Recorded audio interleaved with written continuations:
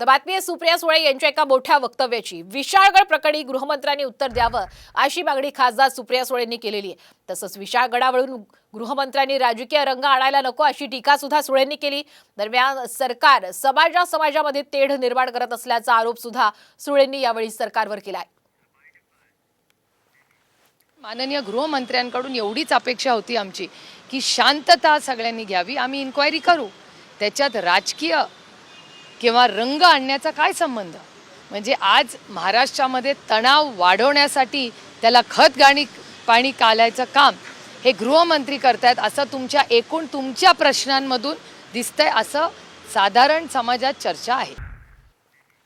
माननीय गृहमंत्र्यांकडून एवढीच अपेक्षा होती आमची की शांतता सगळ्यांनी घ्यावी, आम्ही इन्क्वायरी करू, त्याच्यात राजकीय किंवा रंग आणण्याचा काय संबंध।